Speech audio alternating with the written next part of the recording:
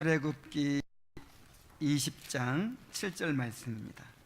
출애굽기 20장 7절 말씀.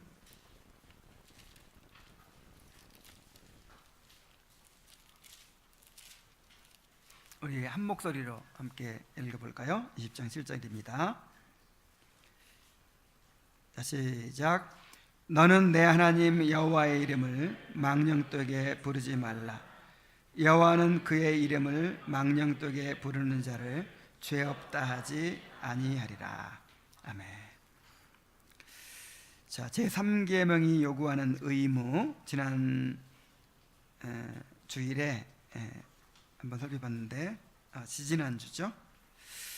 오늘 두 번째 시간입니다. 제1계명이 예배의 대상을 가리킨다면 제2계명은 예배의 방법에 대한 명령입니다. 제3계명은 예배의 태도를 명령한 것입니다. 그러니까 제1계명에서 오직 하나님께만 예배하라고 말씀하셨죠. 또 제2계명에서는 오직 하나님의 말씀하신 대로만 예배를 하라고 말씀하셨죠. 제3계명에서는 그 하나님을 예배하는데 거룩하고 경외하는 마음으로 예배하라고 하는 것입니다. 그래서 지난주에 112문 가운데 하나님의 이름, 그의 칭호, 속성, 규례, 말씀, 성례, 기도, 맹세, 서원, 제비, 그의 사역, 그 외에 자기 자신을 나타내는 것은 무엇이든지 라고 한 부분에 대해서 살펴보았습니다. 이제 그 다음 구절들을 살펴보도록 하겠습니다. 자, 112문을 우리 큰 소리로 함께 읽겠습니다. 시작. 제3계명에서 요구하는 것은 무엇입니까? 제3계명에서 요구하는 것은 하나님의 이름, 그의 칭호, 속성, 규례, 말씀, 성례, 기도, 맹세, 서원, 제비, 그의 사역, 그 외에 자기 자신을 나타내는 것은 무엇이든지 하나님의 영광과 자기 자신과 다른 이들의 선을 위하여 거룩한 고백과 책임 있는 대화로서 사상, 명상, 말, 기록 등을 거룩하고도 경외함으로 사용해야 한다는 것입니다.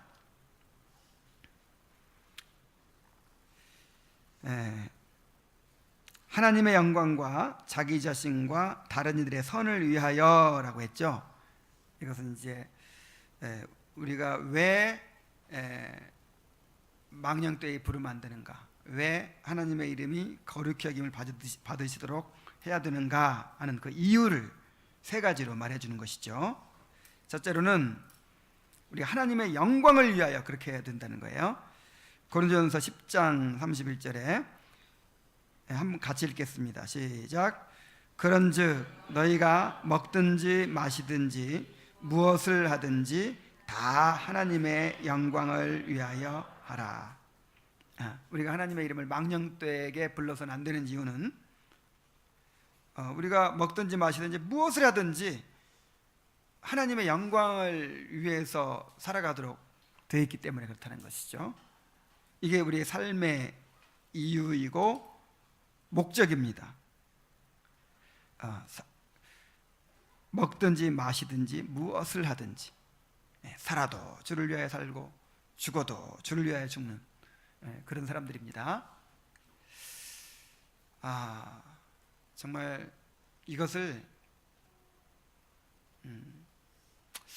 이것이 우리의 목적이 되면 정말 행복할 것 같아요. 그렇지 않습니까? 살아도 나를 위해 살고 죽어도 나를 위해 죽고 먹어도 나를 위해 먹고 마셔도 나를 위해 마시고 모든 게 나에게 집중되어 있으니까 이것이 고통이요 불행이에요. 이것이 이 죄의 본질이에요. 이게 나를 하나님으로 섬기는 거잖아요. 그래서 참 우리 마음 가운데 평안이 없는 것 같아요. 자유로움이 없고 끊임없이 우리 안에서 그런 쓴 물이 나오고 쓴뿌리가 생기고 그러는 것 같아요. 나를 완전히 잊어버리고 먹든지 마시든지 무엇을 하든지 항상 하나님의 영광을 위해서 살아도 주를 위하고 죽어도 주를 위하고 아파도 주를 위하고 건강해도 주를 위하고 놀아도 주를 위하고 일을 해도 주를 위하고 부자가 돼도 주를 위하고 가난해도 주를 위하고 어떤 상황에서도 그 상황에 드릴 수 있는 찬송이 있는 것이고 그 상황에서 드릴 수 있는 순종이 있는 것이고 그 상황에서 드릴 수 있는 우리의 믿음의 고백이 있는 거예요. 그래서 이것을 가르치시기 위해서 우리 주님께서 주기도문을 가르치셨어요. 주기도문을. 너희는 이렇게 기도하라. 이 말은 이제 기도를 이런 방식으로 하라는 뜻도 되지만 무엇을 추구하며 살아야 되는가를 보여준 거예요. 너희들은 이것을 추구하고 살아라. 그러면서 무엇을 추구하라고 했어요? 이름이 거룩히 여김을 받으시오며 나라의 임하옵시며 뜻이 하늘에서 이루어진 것 같이 땅에서도 이루어지이다. 이것이 우리의 소원이 되고 우리의 갈망이 되고 이게 내가 죽는 거잖아요. 그렇죠? 내가 죽고 내 안에 그리스도가 사시는 것이고 이렇게 살도록 되어 있는데 아직도 나를 내려놓지 못하니까 우리에게 고통이고 불행입니다. 오라 나는 곤고한 사람이로다. 이 사망의 몸에서 누가 나를 건져내랴. 정말 주님께서 우리를 건져주시기를 바랍니다. 우리가 이렇게 먹든지 마시든지 무엇을 하든지 하나님의 영광을 위해 해야 되는데 특히 그것이 극명하게 나타나는 때가 언제예요? 예배예요. 예배. 우리의 모든 삶이 하나님의 영광을 위한 것이어야 되거든요. 근데 진짜 하나님께 직접적으로 영광 돌리는 시간이 있어요. 그 시간이 예배입니다. 그러니까 이 예배는요, 우리의 구원이 완성된 그 천국에서의 삶을 미리 나타내는 거예요. 미리 맛보고 또 우리가 드러내는 거예요. 뭐 모든 걸 다 제쳐놓고 지금 뭐만 하고 있어요? 예배만 드리고 있잖아요. 하나님께 영광만 돌리고 있잖아요. 그런데 이 예배 시간에조차도 딴 생각하고 집중하지 못하고 뭔가 맡기지 못하고 하나님께 영광 돌리지 못하면 우리 어떻게 생활 속에서 하나님께 영광 돌리겠어요? 예배도 못 지키는데 예배조차도 하나님께 영광을 못 돌리는데 어떻게 먹든지 마시든지 무엇을 하든지 하나님께 영광 돌릴 수 있겠어요? 정말 우리가 예배를 잘 드려야 돼요. 이 예배를 잘 드릴 때 우리가 삶의 예배도 잘 드릴 수 있습니다. 삶의 예배를 준비하는, 삶의 예배를 잘 드릴 수 있도록 준비하는 그런 시간입니다. 그래서 하나님의 영광을 위하여 하나님의 이름 망령되게 부르지 않도록 그렇게 해야 된다는 것이죠. 그 다음에 두 번째로는 자기 자신을 위하여. 하나님 자신만을 위한 것이 아니죠. 또 이것이 누구를 위한 거예요? 우리 자신을 위한 거예요. 그러니까 하나님의 영광을 위하여 살 때 우리가 가장 행복해지도록 그렇게 되어 있는 거예요. 그러니까 하나님이 우리를 행복하게 만드시겠어요? 불행하게 만드시겠어요? 하나님 영광 받고자 우리를 창조하셨는데 우리를 최고로 행복하게 만드신 거죠. 어떻게 하면서? 하나님께 영광 돌리면서 최고로 행복해지도록 그렇게 만드신 거예요. 그래서 이것은 우리 자신을 위한 것이기도 합니다. 에레미야 32장 39절도 한번 읽어보겠어요. 시작. 내가 그들에게 한 마음과 한 길을 주어 자기들과 자기 후손의 복을 위하여 항상 나를 경외하게 하고. 하나님을 경외하면 자기들만 행복할 뿐 아니라 누구도 후손들까지도 행복해져요. 그래서 잠언에 쭉 보면 하나님 경외하는 자는 하여간 얼마나 많은 복을 받는지 몰라요. 경외하는 족하게 지내고 재앙을 만나지 아니하느니라. 하나님을 경외하는 자에게는 그 자녀들에게 피난처가 있느니라. 뭐 하나님을 경외하는 것이 영예를 얻고 뭐 하여간 온갖 복은 다 있어요. 하나님을 경외하는 자가 복 받습니다. 이 땅에서도 복을 누리고 영원한 복을 누리도록 되어 있어요. 나만이 아니라 후손들에게까지. 그래서 저는 하나님을 경외하는 자에게는 견고한 의뢰가 있나니 그 자녀들에게 피난처가 있으리라. 그 말씀을 암송하고 나는 그거 정말 믿었어요. 정말 하나님을 경외하는 자는 그 자녀들에게 피난처가 생긴다는 거예요. 그 피난처가 누구예요? 하나님이죠. 자, 사무엘상 2장 30절에 나를 존중히 여기는 자를 내가 존중히 여기고 나를 멸시하는 자를 내가 경멸히 여기리라 그랬어요. 이 제사장인 엘리의 두 아들이 제사장인데, 아버지 대를 이어 제사장이 됐는데 재물을 더럽히고 성전에 섬기는 여인들과 간음하고 그렇게 하나님을 모욕하는 거예요. 근데 더 큰 문제는 뭐냐면 아버지 엘리가 징계하질 않아요. 내 아들이 이전에 하나님의 자녀들이고, 그 다음에 내가 내 아들 이쁘고 사랑하고 그런 거 이전에 정말 이 하나님의 거룩함을 지켜야 되잖아요. 근데 얘들아 왜 그리하였느냐, 소문이 좋지 못하도다, 그냥 그걸로 끝이야. 단호하게 잘라내야죠. 그 벌을 받게 해야죠. 근데 그냥 내버려뒀어요. 그래서 하나님이 이제 엘리 집안 자체를 저주하시는 거예요. 그 아이들이 잘못한 건 잘못한 거지만 그 아이들을 네가 징계하지 않았기 때문에 내가 너에게서 촛대를 옮기겠다. 그래서 엘리의 집안은 이제 엘리의 두 아들도 전쟁에서 죽고, 엘리도 그 소식을 듣고 목이 부러져 죽고, 그 다음에 그 엘리의 집안은 완전히 이제 하나님에게서 버림받고 말았어요. 그러면서 그 심판을 선언하실 때 나를 존중히 여기는 자를 내가 존중히 여기고 나를 멸시하는 자를 내가 경멸히 여기리라, 이렇게 말씀하신 거예요.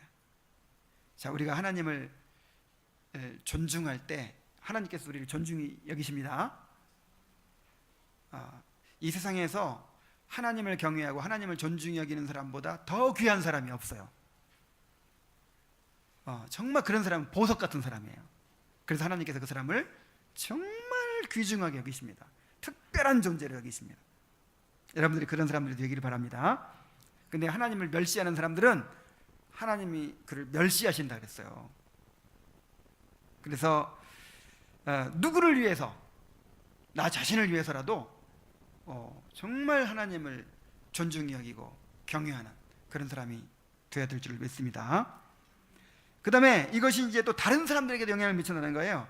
다른 이들의 선을 위하여. 베드로전서 2장 12절에 보면은 또 읽어봅시다. 너희가 이방인 중에서 행실을 선하게 가져 너희를 악행한다고 비방하는 자들로 하여금 너희 선한 일을 보고 오시는 날에 하나님께 영광을 돌리게 하려 하노라. 자, 우리가 하나님을 경외하고 하나님을 존중히 여기는 삶을 살 때 다른 사람에게 선한 영향을 끼치게 된다는 것입니다. 당장 예배만 생각해 봐도요, 어떤 사람이 교회에서 큰 영향을 미치죠? 뭐 많이 아는 사람인가요? 아니면 능력이 많은 사람인가요? 그것이 아니고 영적인 열망이 있는 사람, 정말 하나님 사랑하고 그렇게 하나님께 대한 열망을 가지고 하나님 알아가기 위해 힘쓰고 정말 그 순수한 열망을 가진 사람, 그런 사람 보면 너무 감동이 되고 기쁘죠. 그런 사람이 굉장한 영향을 미칩니다. 정말 영적인 열망을 가진 한 사람이, 그 사람은요 진짜 하나님의 살아계신 것을 증거하는 사람이에요. 하나님이 진짜 계신다. 이 부모가 정말 하나님 사랑하고 하나님 열망하는 그런 삶을 살면 자녀들이 하나님을 봐요. 하나님이 진짜 있다. 정말 이게 하나님의 실제가 드러나는 거예요. 무엇보다도 이렇게 하나님을 경외하고 존중하고 하나님을 갈망하고 이런 것이 큰 증거가 되죠. 정말 그런 사람 한 사람이 끼치는 영향은 굉장히 큽니다. 근데 이것이 예배 시간에는요, 이 목사에게도 영향을 주는 것 같아요. 그래서 정말 그 열망이 있는 성도를 볼 때 정말 큰 도전을 받고 뜨거워지고 이 목사조차도 영향을 받아요. 정말 그래요. 우리 그 초청하는 강사들이 우리 교회에 오면 설교를 길게 하게 된답니다. 이게 좋은 현상일까요? 나쁜 현상일까요? 이 설교가요, 이제 마이크가 말을 잘 빨아들일 때 말이 굉장히 쉽거든요. 근데 어떤 마이크는 이제 성능이 안 좋아가지고 이게 빨아들이지 않는 마이크가 있어. 그러면 말이 안 나와요. 막 목이 쉬고 말이 안. 그런 것처럼 이 성도들도 그냥 앉아서 듣기만 하는 것 같은데 전혀 그렇지 않습니다. 똑같은 설교를 해도 어떤 자리에 서면요, 막 말이 술술 나와.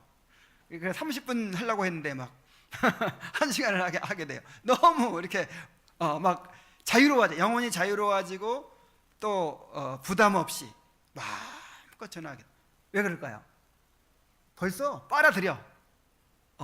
흡수하는 게 보여요. 느껴져요. 근데 어떤 자리에서는 막 튕겨나와. 그래가지고 1시간 설교를 하려고 했는데 할 말이 없어요. 정말 그렇거든요. 그래서 우리 성도들이 참 이렇게 말씀 듣는 태도가 훌륭하거든요. 정말 그래요. 그래서 이 강사님들이 그래요. 이렇게 조금 하려고 했는데 많이 하게 됐다고. 정말 그 전심으로 하나님을 경배하고 또 말씀을 사모하고 이런 영혼들이 다른 사람에게까지 좋은 영향을 미치게 되는 것입니다. 그래서 하나님의 영광을 위하여, 그리고 또 나 자신을 위하여, 그리고 다른 사람들을 위해서 우리가 하나님의 이름을 망령되게 부르지 않도록, 하나님의 이름이 거룩히 여김을 받으시게 되도록 해야 됩니다. 자, 무엇을 그렇게 해야 됩니까? 거룩한 고백과 책임 있는 대화로서 사상, 명상, 말, 기록 등을 그랬어요. 자, 거룩한 고백을 통해서 베드로전서 3장 15절에 또 읽어봅시다. 시작. 너희 마음에 그리스도를 주로 삼아 거룩하게 하고 너희 속에 있는 소망에 관한 이유를 묻는 자에게는 대답할 것을 항상 준비하되 온유와 두려움으로 하고. 나는 이 구절을 읽을 때마다 감동이 돼요. 전에 이제 이 전도를 강조할 때 이 구절을 많이 이렇게 강조를 했었거든요. 근데 이거를 이제 베드로전서를 설교하면서 이렇게 보니까 이게 어떤 상황에서 주어진 거냐면, 이제 주인이 노예들을 학대하는 상황이에요. 막 주인이 노예들을 가혹하게 학대하고 그런 이제 고난받는 상황이에요. 까닭 없이. 자, 그런 상황에서는 어떻게 해야 되죠? 우리가 살아도 주를 위하여 살고 죽어도 주를 위하여 한다고 했잖아요. 그러니까 이런 상황에서는 또 이런 상황에서 이제 우리가 또 주님께 영광 돌리고 주님 증거해야 될 또 책임이 있는 거예요. 그러니까 이 전도라는 것이, 주님을 증거하는 것이 내가 잘 살고 컨디션 좋고 상태가 좋을 때, 그날따라 머리도 잘 감고 화장도 잘 받고 그날따라 아주 반짝반짝 빛날 때, 그럴 때 증거가 되는 게 아니고, 핍박받는 상황, 고통받는 상황, 정말 어려운 상황, 그런 상황에서 주님이 드러난다는 거예요. 당연히 그렇겠죠. 좋은 상황이면 세상 사람도 좋은 모습 드러내잖아요. 근데 너무 어려운 상황이기 때문에 여기서 이제 이 소망을 가진 사람과 그렇지 않은 사람의 차이가 드러나는 거죠. 그래서 이 부당하게 고난을 받아도 하나님을 생각하면서 참으라는 거예요. 오히려 악을 악으로 갚지 말고 선으로 갚으라는 거예요. 그러면 그리고 항상 그리스도를 주로 삼아 거룩하게 하고, 정말 그리스도께서 우리 마음을 지배하고 주장하시도록 항상 그렇게 해야 된다는 거예요. 그러면 이제 사람들이 거기서 이제 구별된 모습을 보겠죠. 그래 물어봐요. 넌 왜 그러냐? 다른 사람들은 전부 다 악에 받쳐가지고 다 그러던데, 야, 이 사람들은 참 신기한 사람들이다. 어떻게 이렇게 일관성 있는 태도를 지킬 수가 있는가? 이렇게 관용적인 태도를 지킬 수가 있는가? 궁금해할 거 아니에요. 그때 준비하고 있으라는 거죠. 너희 가운데 있는 소망에 관한 이유를 묻는 자에게는 대답할 것을 항상 어떻게 하고 있으라? 준비하고 있으라. 그러니까 아까도 말씀드렸지만, 그러니까 내가 주님을 갈망할 수 없는 상황은 없는 겁니다.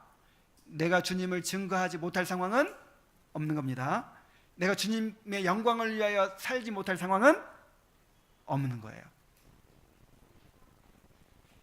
똑같이 뭐 남들처럼 하라는 게 아니라 그 상황에서만 드러낼 수 있는 신앙 고백이 있단 말이에요. 뭐 어떤 경우에는 뭐 울며 부르짖는 게 그게 최선일 수도 있겠죠. 어쨌든 어떤 상황에서도 나는 지금 이런 상황이니까 안 돼, 이렇게 해서는 안 된다 이 말이에요. 그래서 항상 사람들 앞에서 하나님께 대한 우리의 진실한 고백을 통해서 하나님의 이름이 거룩히 여김을 받으시게 해야 됩니다. 그 다음에 책임 있는 대화로서 빌립보서 1장 27절도 한번 보겠습니다. 미가서 4장 5절 말씀을 빼먹었네. 한번 같이 읽어봅시다. 시작. 만민이 각각 자기의 신의 이름을 의지하여 행하되 오직 우리는 우리 하나님 여호와의 이름을 의지하여 영원히 행하리로다. 그러니까 모든 사람들이 자기가 의지하는 것이 있잖아요. 근데 우리는 누구를 의지하고 살아요? 하나님을 의지하고 살아요. 그럴 때 다른 물질을 의지하고 있는 사람, 부처님을 의지하고 있는 사람, 이 세상의 어떤 즐거움을 의지하고 살아가는 사람 다 있을 거 아니에요. 근데 하나님을 의지하고 사는 사람이 과연 어떻게 다른가? 이것이 드러날 때 하나님께서 영광 받으십니다. 또 책임 있는 대화로서, 이것은 빌립보서 1장 27절이 이제 증거 구절인데 한번 같이 읽어보세요. 시작. 오직 너희는 그리스도의 복음에 합당하게 생활하라. 이는 내가 너희에게 가보나 떠나 있으나 너희가 한 마음으로 서서 한 뜻으로 복음의 신앙을 위하여 협력하는 것과. 여러분, 복음을 깨달았습니까? 그리스도의 복음을 믿었습니까? 복음을 가지고 있습니까? 그러면 복음에 합당하게 살아야 돼요. 복음을 모르는 사람과 똑같이 살면 복음을 모르는 거나 마찬가지죠. 복음을 안다면 복음을 아는 사람답게 살아야 돼요. 그럼 복음에 합당한 삶이 어떤 사람입니까? 바로 한 마음으로 서서 한 뜻으로 복음의 신앙을 위하여 어떻게 하는 거? 협력하는 거. 여러분, 복음의 내용이 뭐예요? 복음은 화평의 복음이잖아요. 화평의 복음.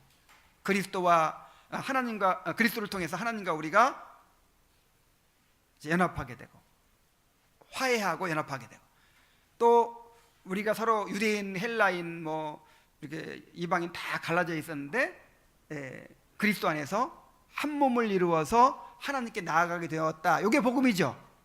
이 복음을 깨달은 사람은 어떤 모습이어야 되겠어요? 한 마음으로 함께 서는 거예요. 하나가 되는 거예요. 서로 조화를 이루고 서로 한 몸을 이루게 되는 것이죠. 그리고 한 뜻으로 서서 복음의 신앙을 위해서 협력하는 거예요. 이것이 이제 우리의 대화 속에서 드러나야 된다는 것이죠. 우리의 대화는 항상 교회를 세우고 영혼을 세우는 것이어야 합니다. 복음을 드러내는 것이어야 합니다. 그렇게 할 때 우리의 대화를 통해서 하나님의 이름이 거룩히 여김을 받으실 것입니다. 자, 먹든지 마시든지 하나님 영광을 위하여 하라고 했잖아요. 그러니까 항상 우리가 대화를 하는 것도 말 한마디 하려고 할 때마다 이게 하나님 영광이 될 거구나 이렇게 할 수는 없겠죠. 그렇지만 항상 그 목적이 살아있는 거죠. 이렇게 의식하는 거죠, 하나님을. 그래서 덕이 되는 말, 세우는 말, 내가 꼭 이런 걸 꺼내가지고 유익이 될까? 이걸 항상 생각하면서 무슨 말도 하고 행동도 하고 그렇게 해야 되겠죠. 교회에 유익이 되도록, 다른 사람에게 유익을 끼치도록, 하나님께 영광이 되도록. 그 다음에 생각을 통해서 말라기 3장 16절을 읽습니다. 시작. 그때 여호와를 경외하는 자들이 피차에 말하매 여호와께서 그것을 분명히 들으시고 여호와를 경외하는 자와 그의 이름을 존중히 여기는 자를 위하여 여호와 앞에 있는 기념책에 기록하셨느니라. 여호와를 경외하는 자들이, 이 당시가 지금 어떤 상황이에요? 이 말라기의 메시지가 전해진 상황, 이거는 완전히 경건이 무너진 상황. 제사장들은 제단을 더럽히고, 그 다음에 가정들은 이혼하고, 그 다음에 부자들은 가난한 자를 압제하고, 완전히 경건이 무너지고 그야말로 하나님의 이름이 모독을 받는 그런 상황. 그런 상황에서도 하나님을 경외하는 자들이 있어요. 하나님을 경외하는 자들이. 하나님을 경외하는 자들이 서로 대화를 나눠요. 자, 어떤 대화를 나눴을까요? 이런 상황을 아파했겠죠. 이런 상황을 아파하고, 우리가 어떻게 하면 우리 하나님을 더 경외하는 삶을 살 수 있을까? 우리가 어떻게 하면 더 죄를 죽이고 거룩한 삶을 살 수 있을까? 우리가 어떻게 하면 하나님께 영광을 돌릴 수 있을까? 이런 대화를 했겠죠. 자, 이런 생각을 늘 가지고 그렇게 살으니까 만나면 그런 얘기를 하겠죠. 그런 대화를 하겠죠. 그래서 하나님께서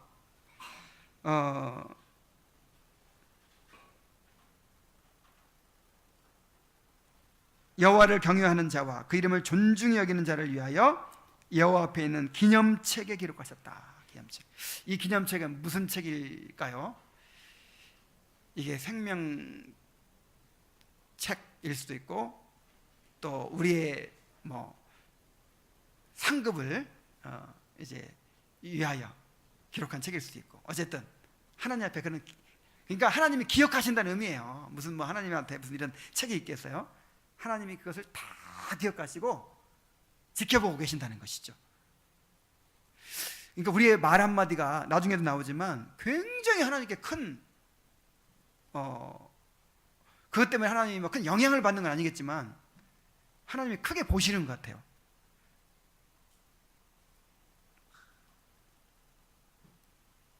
자, 그 다음에 명상을 통해서, 이건 이제 묵상이라고 봐도 됩니다. 시편 8편 1절 3절 4절 보겠어요. 한번 읽어보겠어요. 시작. 여호와 우리 주여, 주의 이름이 온 땅에 어찌 그리 아름다운지요. 주의 영광이 하늘을 덮었나이다. 주의 손가락으로 만드신 주의 하늘과 주께서 베풀어 두신 달과 별들을 내가 보니 사람이 무엇이기에 주께서 그를 생각하시며 인자가 무엇이기에 주께서 그를 돌보시나이까. 하나님의 이름의 영광이 온 천지에 충만하다고 시이는 얘기예요. 우리가 볼 때는 아무것도 안 보이고 이 세상이 참 살기 어렵게만 보이고 삭막한 세상처럼만 보이고 그러잖아요. 근데 시인은 주의 선하심이 온 땅에 충만합니다. 주의 영광이 온 땅에 충만합니다. 이렇게 보는 거예요. 자, 뭐가 어떤 차이일까요? 그러니까 하나님을 바라보는 거예요. 믿음의 눈으로. 여러분, 바라봐야 보입니다. 그렇죠? 바라봐야 보여요. 나는 그냥 아무것도 아닌 것 같은데 뭔가 이 사진 작가 뭔가 이렇게 무슨 아름다운 어떤 뷰가 있는 거예요. 그래 멈춰가지고 그걸 딱 찍어서 보여주면 야, 이렇게 멋있었네. 난 내 눈에는 안 보였지. 정말 우리가 이 하나님을 바라봐야 보여요. 그게 묵상이에요. 그게 묵상. 정말 관심을 가지고 바라보면 보입니다. 이 사람도 관심을 가지고 바라봐야 보입니다. 저 사람 저렇게 몸이 아팠었구나. 이런 사정이 있었구나. 이렇게 마음이 좀 어려웠었구나. 그런 것이 전혀 안 보이는 거예요. 왜? 관심이 없거든. 항상 내 생각만 하거든. 내가 하고 싶은 말, 내 입장, 나 좀 내세우기 바라고. 항상 뭐 내 어려운 거 요것만 생각하고 막 하니까 그렇게 많이 만나고 해도 안 보여요. 좀 지그시 봐야 돼. 이렇게 지그시 보고 그 사람이 무슨 말을 할 때 어떤 마음으로 말했는지를 그 말 이면에 있는 거를 들리지 않는 말을 들으려고 하고 보이지 않는 걸 보려고 해야 보이고 들려요. 그런 것처럼 하나님에 대해서도 좀 묵상을 해야죠. 묵상을 좀 지그시 봐야죠. 항상 마음이 분요해요. 이렇게 흔들려. 뭐 정함이 없. 이걸 정함이 없다 그러거든요. 딱 멈춰서 이게 정함이 있는 마음 멈춰가지고 좀 지그시 생각하고 봐야죠. 그래야 하나님이 보입니다. 그렇게 보니까 시인이 볼 때 뭐가 보여요? 하나님의 선하심이 온 천지에 충만하다는 거예요. 하나님의 이름의 영광이 온 천지에 충만하다는 거예요. 자, 이렇게 여러분이 생각으로도 죄를 짓잖아요. 생각으로도. 그래서 이제 옛날 그 전독폭발 훈련을 받을 때 이제 그런 예화가 있어요. 뭐 우리의 생각이 하루에 10만 번이 스쳐간대요. 10만 번. 근데 죄라고 하는 것이 하나님의 뜻에 어긋나는 건 다 죄죠. 그럼 10만 번 중에서 얼만큼이나 하나님의 영광을 위한 것이고 하나님의 뜻을 위한 것이겠어요? 몇 개나. 그러니까 우리가 생각으로 짓는 죄만 해도 자, 몇 프로나 죄가 아닌 생각이 있겠어요? 몇 프로? 그래, 많이 막 크게 봐줘서 너무너무 경건해가지고 한 10분의 1이라고 합시다. 10분의 1이 아주 경건한 생각이고 나머지 9만 번이 경건하지 못한 생각이라고 하면 죄를 몇 번씩 짓는 거예요? 9만 번씩 짓는 거예요. 그래서 우리 생각으로 정말 죄를 짓는 것이기 때문에 또 생각으로 하나님께 영광을 돌려야 됩니다. 나의 입술의 모든 말과 내 입의 묵상이 주께 연락되기를 원하나이다 그랬어요. 자, 우리 생각이 주님께 드리는 제물이 되면 얼마나 좋겠어요. 우리 생각이. 그래서 이걸 일부러 늘 훈련해야 돼요. 훈련하는 방법은 그러니까 여러분 이런 생각을 해야 돼요. 내 안에서 뭐 이렇게 좋은 생각 나올 수가 없어. 밖으로부터 들어와야 됩니다. 그래서 말씀을 계속 듣는 거예요. 말씀. 이렇게 밖에서 들어와야 좋은 생각을 만들어져요. 그 말씀의 안경으로 또 이제 그 자연 만물을 통해서 하나님의 영광을 볼 수 있는 거예요. 생각을 통해서 하나님께 영광 돌리시기 바랍니다. 그 다음에 말을 통해서 골로새 3장 17절 한번 같이 읽겠습니다. 시작. 또 무엇을 하든지 말에나 일에나 다 주 예수의 이름으로 하고 그를 힘입어 하나님 아버지께 감사하라. 모든 것을 예수의 이름으로 해야 되는구나. 예수의 이름으로. 예수의 이름으로 한다는 게 뭐예요? 예수의 이름으로. 예수의 이름으로 하는 게 뭐예요? 기도도 예수의 이름으로 하죠. 예배도 예수의 이름으로 드리죠. 그러니까 예수의 이름으로라는 말은 예수의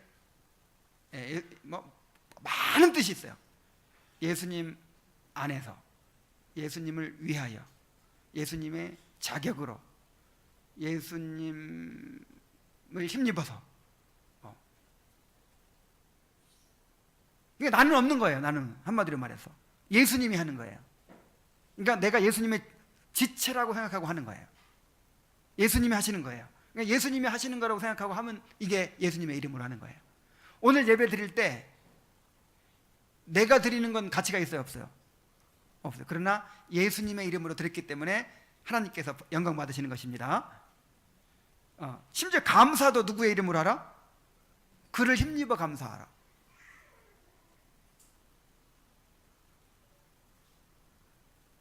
또 시편 105편 2절 5절 한번 읽겠습니다. 시작. 그에게 노래하며 그를 찬양하며 그의 모든 기이한 일들을 말할지어다. 그의 종 아브라함의 후손 곧 택하신 야곱의 자손 너희는 그가 행하신 기적과 그의 이적과 그의 위의 판단을 기억할지어다. 자, 하나님께서 행하신 것을 기억하고 그를 말하라는 거야. 말은 하라고 있죠.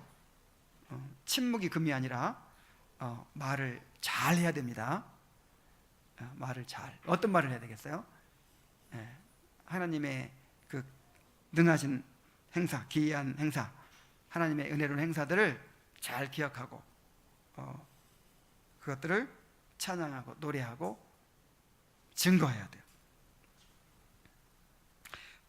우리가 하는 말이 굉장히 중요해요. 이게 이제 그 하나님을 닮아서 그런 것 같아요. 하나님의 형상이기 때문에 말이 죽이고 살리고 한다고 하죠. 우리 말에 죽고 사는 권세가 있다고 하죠. 근데 이것이 하나님께도 그렇게 중요하다 이 말이에요. 하나님께도.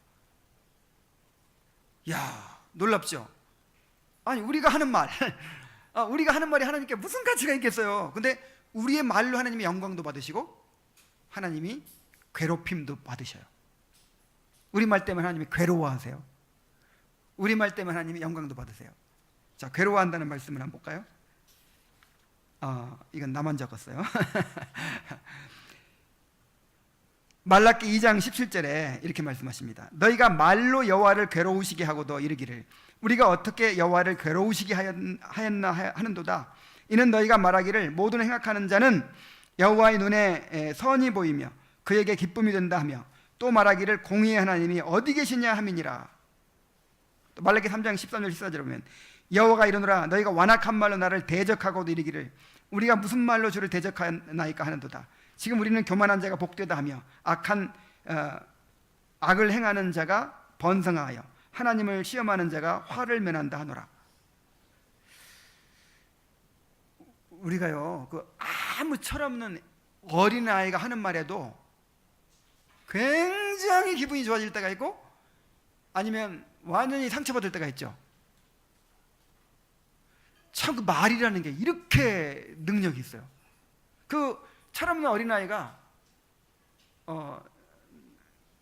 나는 엄마가 제일 좋아, 뭐 엄마 고맙습니다, 뭐 이렇게 이런 말을 한마디 하면 그것이 너무 기분이 좋죠. 근데 어린아이라도요 이렇게 막 싫다 그러고 가라 그러고 막 그러면 어린아이인데도 상처받아요. 막 얼마나 큰 상처가 되냐면 왜 그럴까요? 사랑하기 때문에. 그러니까 하나님이 우리를 사랑하시기 때문에 진짜 이 하나님 보시기에 우리의 입술에 그 말이 도대체 무슨 가치가 있겠어요? 근데 그 말로 영광도 받으시고, 그 다음에 여기 이제 이게 신인 동행론적 표현이죠. 이 표현대로 하면 하나님이 괴로움을 당해요. 우리 말로. 너희들이 말로 여호와를 괴로우시게 했다 이거예요. 어떻게 할 때 하나님이 괴로워하십니까? 믿음 없는 말. 교만한 자가 더 잘 살고, 하나님 믿는 사람들은 더 어려움 당하고, 하나님 이게 뭡니까? 뭐 이런 거. 정말 믿음 없는 말, 함부로 그냥 내뱉는 말. 이런 말들이 하나님을 대적하는 것이라고 또 했어요. 대적.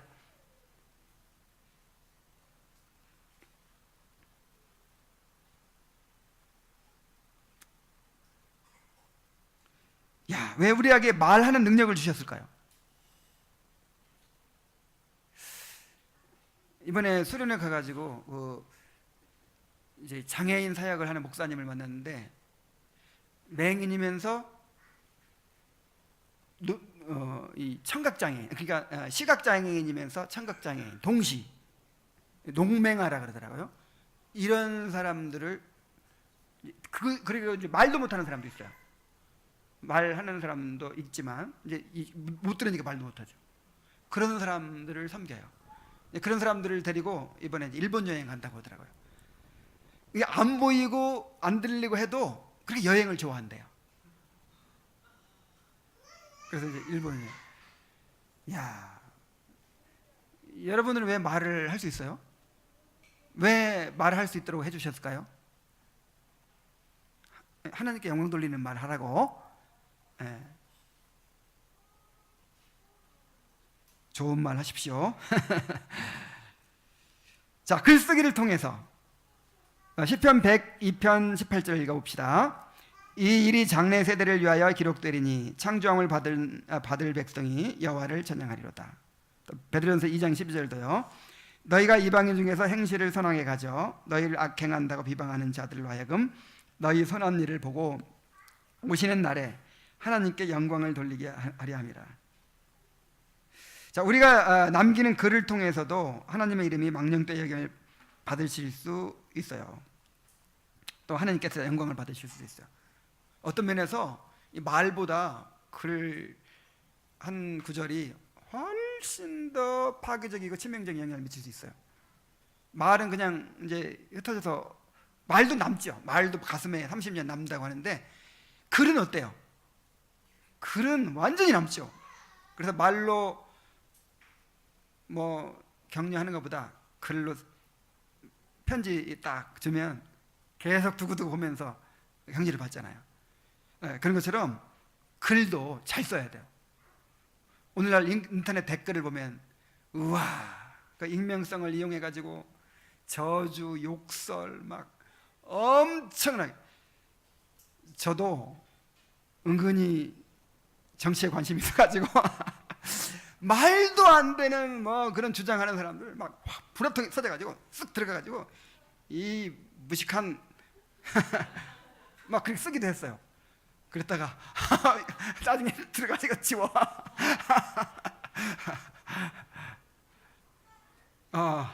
그런 적도 많습니다. 그래서 정말 이 글, 오늘날은 특별히 이제 이 댓글 문화가 발달한 시대이기 때문에 이거 잘해야 돼요. 우리 카톡, 이 글이 또 오해하기도 쉬워요. 이제 이 대화는 서로 보면서 하니까 맥락이 있고 이렇게 오해하기 어려운데, 이 글은 글만 딱 보이잖아요. 그러니까 그동안에 무슨 생각이 있었는지 어떤 이유를 했는지 모르잖아요. 그래서 이 글을 함부로 쓰면 안 되겠다, 올리면 안 되겠다, 그런 생각이 들더라고요. 가능하면 전화하고 말로 하고, 정말, 그리고 뭐 올릴 때는 신중하게. 전에 있던 교회에서 어떤 자매가 무슨 방문 교사인데 어느 날 잘렸어요. 왜 잘렸냐면 뭐라고 해놓고 이렇게 이런 표시, 이모티콘, 이거 안 해가지고 잘렸대요. 그러니까 이제 그거 받고 오해를 한 거죠. 화가 났구나, 뭐가 나를 나무라는구나, 이렇게 오해를 한 거죠. 어쨌든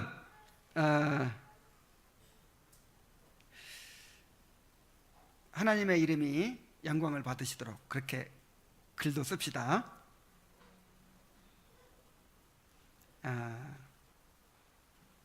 그래서 다시 한번 강조하지만 하나님 여호와의 이름을 부르는 것이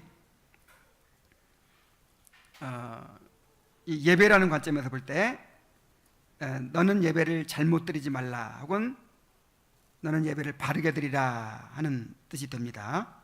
그래서 먼저 우리 예배 가운데서 하나님의 이름이 망령되이 여김을 받지 않도록 그렇게 하나님의 이름이 거룩히 여김을 받으시도록 예배를 잘 드리고, 또 이제 세상에 나가서는 삶의 예배를 잘 드리게 되는 성도들이 되기를 바랍니다.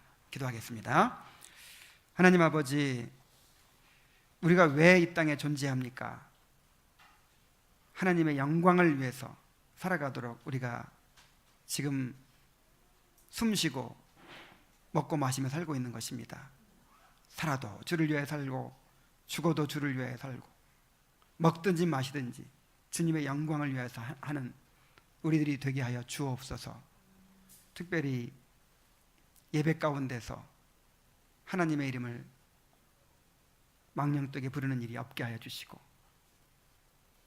하나님의 이름이 거룩히 여김을 받으시기를 간절히 갈망하는 소원이 예배에서 특히 나타날 수 있도록 인도하여 주옵소서. 예수님의 이름으로 기도하옵나이다.